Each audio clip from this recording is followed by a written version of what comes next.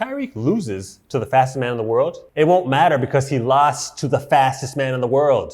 And he can still carry on like, well, I mean, I lost to the fastest man in the world, just like y'all do. I still think I could beat the rest of you bums. We talking sprint culture, we talking track and field.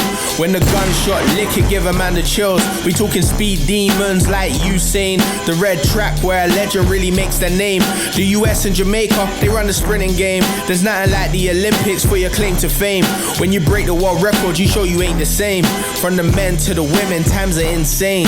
Yeah, we talking sprint culture. We talking sprint culture. We talking sprint culture. We talking sprint culture.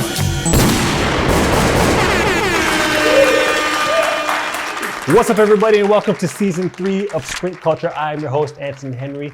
As you can see, new surroundings, new look. But we got the same conversations, and this is where we really talk about the sprints, or at least from a sprinter's point of view. For those new to the channel, go ahead and hit that subscribe button. Also, like, share, and we want you to be a part of the conversations down in the comments. Be part of the talks. But also, be sure to download the Track and Field Network app. Yep, we got an app. We ain't joking around. It's not a game out here. We're talking the latest stories, results, where to watch the meets, how to watch the meets, content. Listen, everything track and field is on the TFN app. So go ahead and download the TFN app. The time and the place. Do we give a shit about the indoor season? No.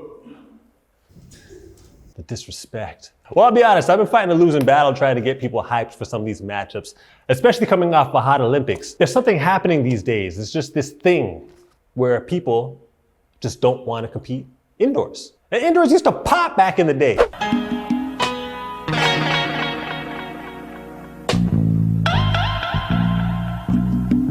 wanna go outside.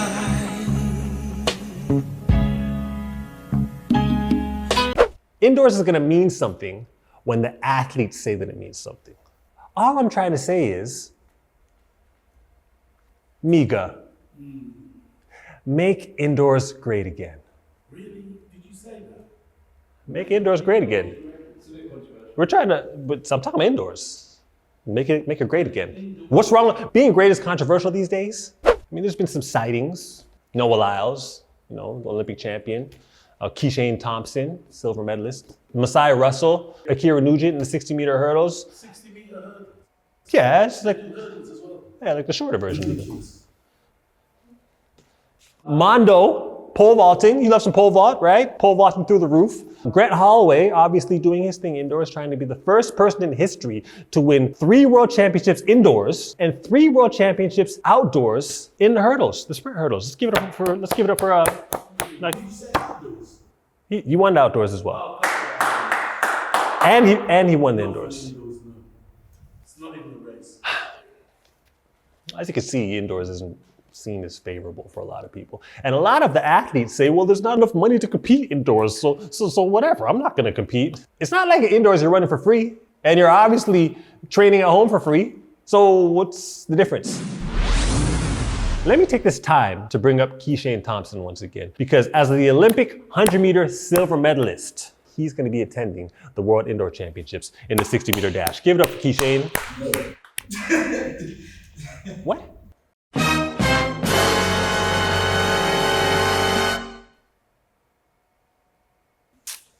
Keyshawn could have being the first Jamaican man, because Shelly-Ann did it on the women's side, but the first Jamaican man to win the World Indoor Championships in the 60-meter dash. Not even Bolt did that. And to me, Bolt not doing that is kind of a scuff. It's kind of a scuff. It's kind of a scuff on the record. I'm just saying, if you're talking about being the fastest man in the world and fastest man in history, you gotta win all the sprint events, do you not? I don't think it's too much to ask. Anyways, look, a lot of athletes skipped the indoor season and a lot of athletes kept it short. But I'm not gonna only put it on the athletes and then not competing. It's not very logical to have the World Indoor Championships all the way in Nanjing, China? I mean, that's all the way on the east side of China too. I understand the Olympics, being anywhere because it's global. But for the World Championships, indoors and outdoors, I mean, the location's got to be isolated in an area where the majority of the best athletes are. If the majority of the stars are contemplating whether or not they can go because of the difficulty of the trip, it's a lose-lose. As we move along, I gotta acknowledge this real quick.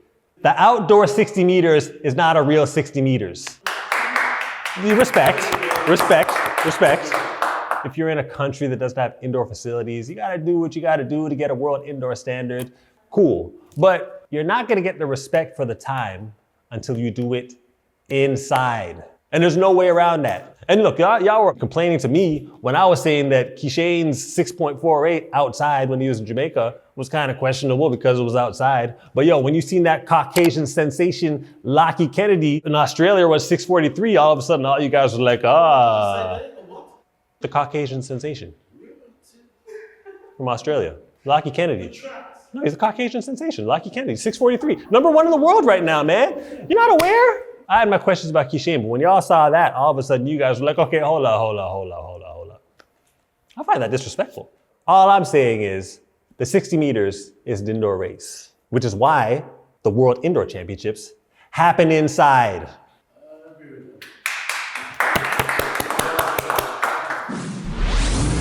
Anyways, as we get back to talking some more indoor track and field, we're gonna have a quick check-in with our newest guest host to Sprint Culture, renowned track and field analyst and sprint legend, Boldon. Give it up for Boldon, everybody. How you doing, boss? I'm good, man. How you? What's stood out to you in the indoor season thus far? I think the best 2 things that I have seen so far for the year, Masai Russell in those 60-meter hurdles. Going undefeated. Look, that's an event where you don't string together a bunch of wins because every week it's somebody. I was wondering if that's the way she was going to look, because a lot of people feel like, yeah, she won the trials and she won the Olympics last year, but there's so much parity. Like, she's got to get ready to lose to Nugent. She's got to get ready to lose to this one, to that one. So far, it looks like Masai, she's got her head on right, and she's like, yeah, I know I'm the Olympic champion. I know I'm getting everybody's best shot, and I'm ready. The second thing is Jacious Sears. She's gotten her PR now down to like 7:02. I spoke to more than one coach who said the days of Jacious Sears not making US 100-meter teams are over. I thought that last year. I thought she was going to make that team. She got injured at SECs. Just looking at her race model, I think she's going to be a problem for everybody. Julian, Sha'Carri, Sharika, whoever. Listen, in college, she ran a legit 10.7 last year. And this was in May. So there was more to go. And I have been I've been really excited to see what she's going to look like. But those would be the highlights so far. And I have to say, I have been on with you before and said, indoors. When indoors has, fabulous performances, and when indoors have stars that lined up, like we saw in the distances in Millrose and like we saw in Boston in the sprints, it is highly enjoyable. Thank you, Adel. That's all I'm trying to say, man. So what does the indoor season mean to you? It used to mean, let's get through this and get to outdoors.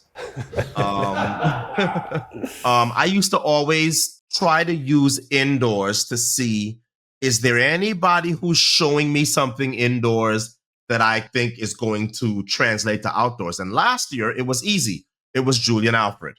Because when she started rattling off 6.9s and becoming the second fastest woman ever at the distance, I was like, oh, she's going to be a problem. And I said it at the Millrose Games last year. I said, oh, she's taking somebody's medal. Now, I said it with Sha'Carri sitting in the stands. I didn't think at the time she was necessarily going to take Sha'Carri's medal specifically. What I meant by the comment was, look, whatever you think Julian's going to finish in Paris, I think she's going to finish higher. And, first and second, it's hard to argue that she could have finished much higher in either of those. Respect for joining us, Adel. Give it up for Adel Boldon, everybody.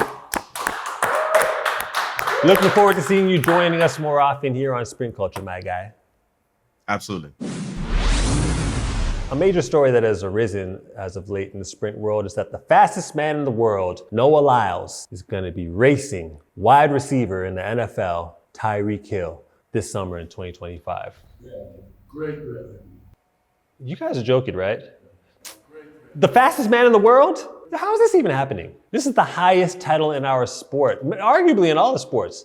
And this is why Tyreek Hill is even calling out no Lyles in the first place. But he's got some Jedi mind trick on everybody, including you guys, where it's been positioned like this is some sort of opportunity for Noah. Why would it be so simple for an NFL player, who probably isn't even the fastest player in the NFL right now, to line up with the fastest man in the world? Come on, man. These thirsty track fans are out here coming at me like, well, it's great exposure for the sport, man. You guys didn't sound exactly like that, but it's similar kind of tone. This is why people don't take us seriously, man. Tyreek, with his same status, could never request to walk on a basketball court and play LeBron James in a one-on-one, let alone anybody at the top of their game in any sport. Let Tyreek try and race against some of the lower tier guys, man. Keep that guy in his place. DK came over and ran against these guys and got dead last in the qualifying round. This is the type of place we need to keep these guys, man. But I mean, this poses a question. How much is a gimmick worth? It's not a gimmick. It's a gimmick. It's real. It's definitely a gimmick. It's real. Views aren't everything, man. Not when it comes to the expense of devaluing the level of these track and field athletes. If Tyreek loses to the fastest man in the world, it won't matter because he lost to the fastest man in the world. And he can still carry on like, well, I mean, I lost to the fastest man in the world, just like y'all do. I still think I could beat the rest of you bums. What if he beats the fastest man in the world? Can you please stop saying that? You're gonna speak it into existence. And then we're done. Track and field is done. No, it's done. Not track and field. Track and field network, sprint culture, it's all over. No, it's done. It's all over. If he loses for whatever reason, like a stumble or a fall or an injury or Tyreek catches a flyer, whatever, even if Noah barely wins, it's not gonna matter. Track and field is done, man. I wanna see Noah running against the best, man. I think that's what's gonna raise the stock of the sport. This is why the Olympics are so popular, because we know that we're gonna see the best at their best against the best. And I think this is exactly what Grand Slam track is trying to establish with this new league they've established. It's a professional structure of track, the best track and field athletes in the world. I think this is what we need. And now that they've announced their broadcast deal, we're preparing to seed a track league, yes, just track, with accessibility to the event unlike we've ever seen before. I like that. Y'all like that? We'll see. I like that. Which is why I asked the director of racing with Grand Slam track, none other than Kyle Merber, to what? Sorry, I have to interrupt. There's a postal director of links. Yeah. Kyle, don't listen to all that stuff, man. Look, this is why I've asked, again, the director of racing with Grand Slam track, Kyle Merber, to give us a sense of what exactly we're looking for with Grand Slam track. Kyle, what's up, man? Senior director of racing at Grand Slam track. As you can see with these guys, and myself included, what exactly does that mean? I don't get it. Yeah, I think it's like the coolest job title ever, right? They don't tell you that in school that was an option. The job description is if an athlete wants to get into one of our events, then I speak with their agent and we figure it out. Sydney was a big get. Yeah, I think Sydney bought in from day one. When MJ first had that conversation with her, she saw the vision. People have been critical of Sydney and a lot of Americans for the hesitancy to constantly go over to Europe and race in diamond leagues. There's elements of, the league just professionalizing the way that we do things that I think has attracted athletes like Sydney and others and the way the athletes are treated. But, Sydney has been incredible. Like she really leaned in early on. Did you approach all of the big names? If there's someone that you are looking at and being like, well, why didn't they get so-and-so? It's like, why? Like, of course we tried to get so-and-so. Like, if you tried the Grant Holloways, you tried the Julian Alfreds, you tried the Noahs, you tried the Shakaris. Yeah, of course. If you want a gold medal, why would we not have tried? Everyone, has their varying reasons why they said yes, and they have varying reasons why they would have said no.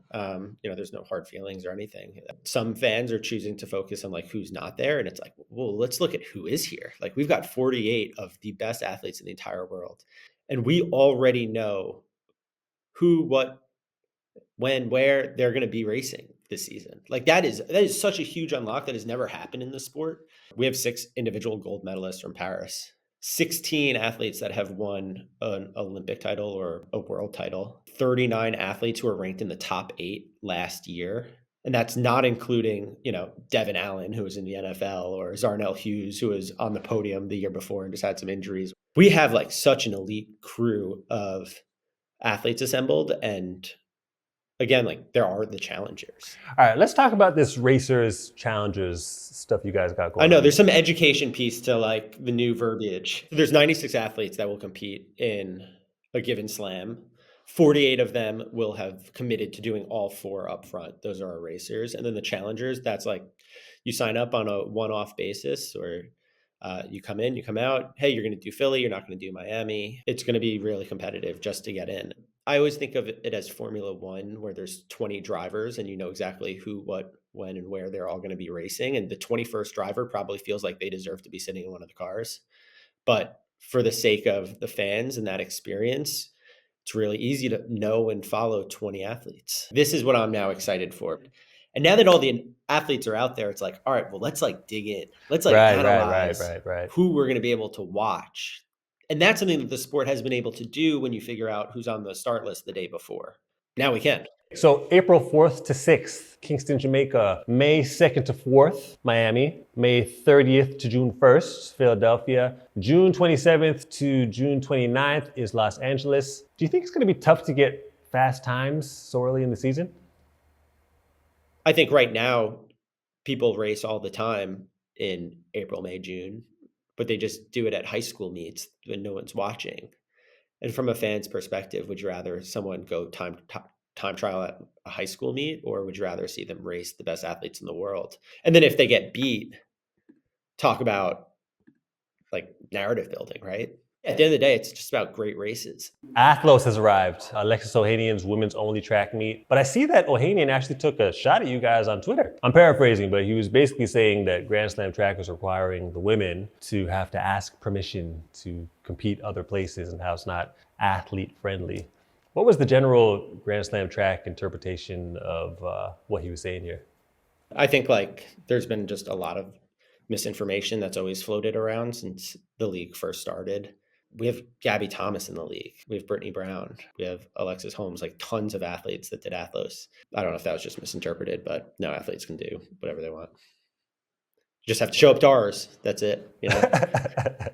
While we're on the topic of Twitter, Tara Davis-Woodhall and Hunter Woodhall, they had some words for Michael Johnson on the video I saw. They were basically upset that Michael had an interview where he said that he can't save the field. What did you guys make of that? Yeah, I mean, first off, like, I'm a huge Tara fan. I know MJ has always thought extremely highly of her. I think if every athlete performed the way that she does, the sport would be really in a great place. Like, really, like, encapsulating the idea of being an entertainer. There's been heat for the lack of field events, and like, I completely understand why. And it's coming from multiple different angles. I don't think he said field events cannot be saved. Grand Slam's perspective is everything that we're doing is to try to give these runners like a new platform in which fans can really connect. And when they're on the track, we want as many people and eyes on them as possible. The business decision early on was made that it was just going to be athletes on the track and all eyes will be on them. I understand the frustration. I think ultimately, though, it's just like focus on one thing and try to do it as best as you can. It's got to be kind of tough for Michael to not respond to some of the negative flack on social media, huh? He generally is pretty good at not responding to things when he doesn't want to. Is there pressure to turn a profit in this first year of Grand Slam track? No. It took the UFC 20 years to make a profit. As long as more people continue to tune in and numbers grow and we sell more tickets in season 2 than season 1, like think of it from the perspective of any investor. Like that's what you want to see is just growth. And, this is not pickleball. Like it's not a sport that we don't know if people want to watch. You know that this is the most popular sport in the world every 4 years. It is global. Millions of people participate. Millions of people already enjoy. Like this is not, you're not inventing something and having to sell people on it. That's an investor's dream. And so just make small tweaks to something that's already great and just make it a little bit more accessible and easier to follow for fans. And you get the best athletes on the track. if the best athletes are on the track, good things happen. We always know that. All right, so Kyle Merber, Senior Director of Racing with Grand Slam Track. Tell us, why do we need to tune in to Grand Slam Track this season? There's a reason why so many athletes are so excited about this. I think Grand Slam sits at an intersection between what the fans want and what the athletes want. I think the experience of in stadium is going to be dialed up a notch from what a lot of fans are used to. We got some people from the WWE. We've got people from the NFL. We've got people from Red Bull. You know, you sit down in a room with everyone sometimes and you have these conversations. It's like, well, why do you guys do this? It's like, I don't know. It's just the way we've always done it. They're like, well, you know, at WWE, we did this and people loved it. It was like, wow, we've never thought of doing that. We should do that. And so there's just different elements of like creating a live product with new voices in the room that have been really cool. So I hope people come experience it and support it and bring a friend. I guess you guys saw that Mondo Duplantis broke the world record in the pole vault again the other day. Yeah. I don't know, I gotta say this, man. I think he's actually bored.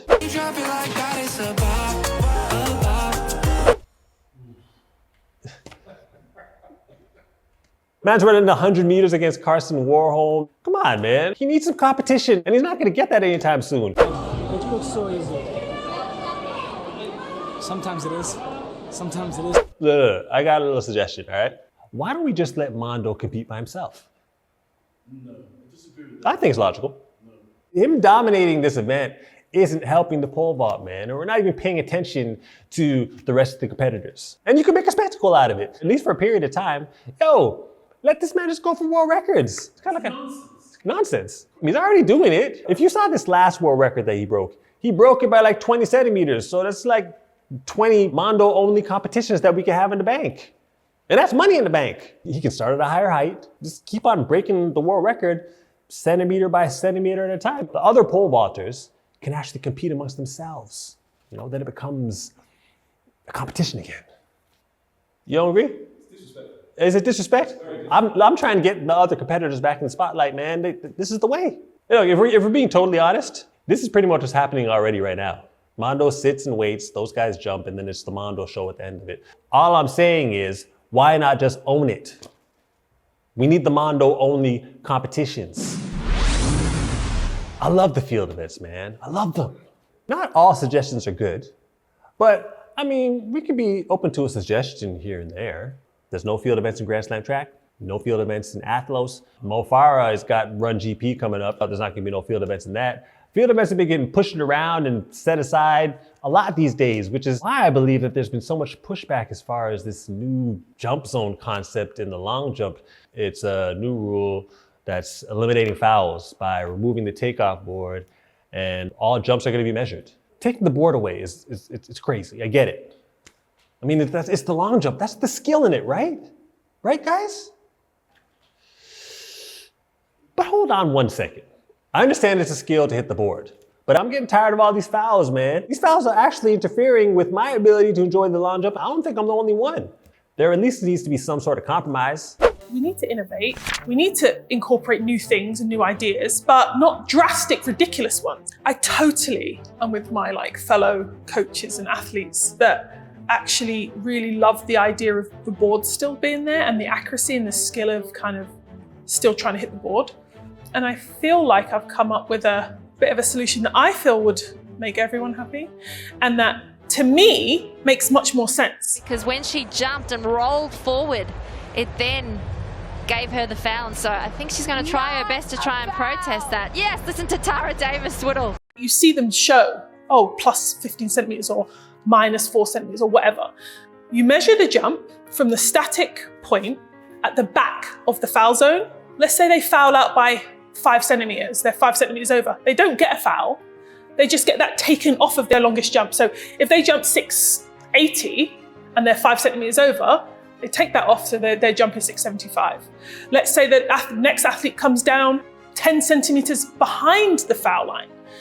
That means they had 10 centimeters more that could have added onto their jump. Let's say they jump 680, that means their jump will be 690.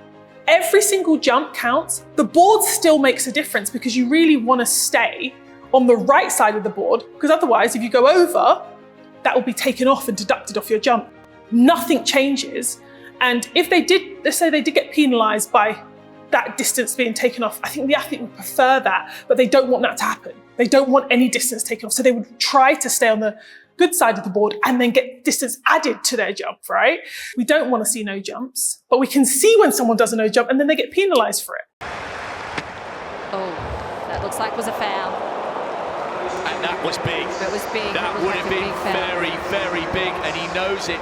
I don't think the compromise is a bad idea. And I saw the other day that the world and Olympic champion Miltiades Tentaglou, did I say it right, Miltiades? I just call him Tentaglou all the time. He says he's not gonna do the long jump anymore if the rule change stays in place. He says he's gonna do the triple jump. No disrespect, but that's not gonna change anything. And to be honest, whatever stock he has right now is gonna go down the drain once he's getting his doors blown off in the triple jump. He's a great jumper, but this ultimatum, it's not gonna do anything, man. We need suggestions. In general terms, though, do you think the sport needs to change and innovate to get more people watching and listening and spectating? Yeah, there are, I think, it's not my job, but I think changing the event is not the way to go. Are there any ideas of like things that you would like to see in the sport, whether it is long jump or to get things more exciting? Any ideas? I mean, I cannot give you any answer right now, but I'm sure I can think of something. I want the field events to get more attention, man. I'm trying to help. If your wife was telling you that you were having problems in the bedroom, and she says, look, listen, I want to keep doing this, but I don't want to keep doing it this way. Some changes need to be made. Are you going to be like, listen, this is just, you're not capturing the essence of what I'm trying to do? Or are you going to be like, well, look, this is how I do it, all right? You're just going to have to take it how I'm giving it. That's not going to work favorably for you. You have to make at least some small changes. Because eventually she's not going to want to do it no more. I love the field events, man. I know I keep saying that. I love the field events, but look, we got to work together on this. The sport of track and field tends to be a little stiff, a little uptight. Gotta loosen up sometimes, man. And for that reason, we're gonna shift over to the fastest man in comedy, Olympic gold and silver medalist Bernard Williams, with his first appearance on Sprint Culture with his segment, Stay in Your Lane. Be willing, next up, stay in your lane, that's what's up. Yo. I was at this comedy show, right? And somebody asked me about Quincy Wilson. They was like, so what do you feel about it? I was like, I don't like how he breathes in his interviews, yo. I knew when I went at the trials and I got 6 plates, I knew I had some stuff left in me. I told him I was gonna go out here and give everything that I had. And I'm like, why is he breathing like that? Man, catch your breath, dog. Oh, snap, man. Did you see Noah? God damn, man. That boy won by a nipple. Oh, shit. I thought Jamaica had his baby. He had too much jerk chicken. That's right, baby. Well, if you notice, Noah used his drive phase. You know, he's been working on that for quite some time. He be smoking a cigarette and shit. Then he got into his max velocity. I was like, oh, he is gone, baby. He's gone. That's what I liked about Snoop Dogg. He brought a lot of attention to track and field. I was jealous because they had Snoop Dogg and they had like him hitting the joint and he was blowing the Olympic rings. I was like, yo, I wish I was there. I got the drug test to prove it. Now, first of all, I would like to say that the Olympics was really good. I am mad at Snoop because he did not invite me. I did not remember anything. Only thing I remember is a lot of women having wedgies. Yes, that's right. A lot of wedgies going on in the Olympics. I was talking to this Kenyan brother, man. I said, Wilbur, how old are you? He said, it's like the sun. I said, oh, shoot. He don't know how old he is. I'm about to start something. I think LaSalle Tobogo is about 32 years old. For me, I can't be the face of athletics because I'm not an arrogant or a loud person like Noah. Arrogant. Why is he rolling his tongue like that? Arrogant person like Noah. Oh yeah, he about 30, yo. I ain't gonna lie. I remember when Usain Bolt got on the scene. It's like, yo, you know he 18. I was like, what? It's a grown ass man. I'm like, nah, you gotta check that one. the enhanced games, the modern reinvention of the Olympic Games that does not have drug testing. Oh, shit. I'm back in the game, baby. I'll be on the line with Snoop Dogg like, Let's kick their ass. yeah, I think that'll be dope. Now, hold on, everybody. Now, my grandmama told me, you take this, everything gonna be hard, okay? Come on now. I've been taking my enhancements. You see my arms, you see my muscles. Chad, Ocho, let them know. What you do? Yeah, yo, I was really opposed to steroids until I got older, got tendonitis, and I couldn't run for like weeks. Yo, it was just, the pain was excruciating. And the doctor was like, man, I said, all right, well, since I ain't in the game no more and my feet really hurt, give me them damn pills. I was kicking them kids' ass. I was flying all up like, ooh, this is good. And my feet don't hurt no more. Hi, I'm Bernard Williams, and I'm here to send a message to the enhancement games. I can't even get it right. I got to practice. Call me. I will be there. And guess what? And I'm going to have my prescription. Yes, nigga. I can do Paul Mooney. Now, you know my girl is Sydney McLaughlin. I don't know how to say the last name, but she's light-skinned. She has the complexion for the protection. That's all I can say. Everybody thought that Femke Bol was going to win. That white woman was not going to win. It's ridiculous. That Sydney, she ran from her like 4 slaves in trouble. You hear me?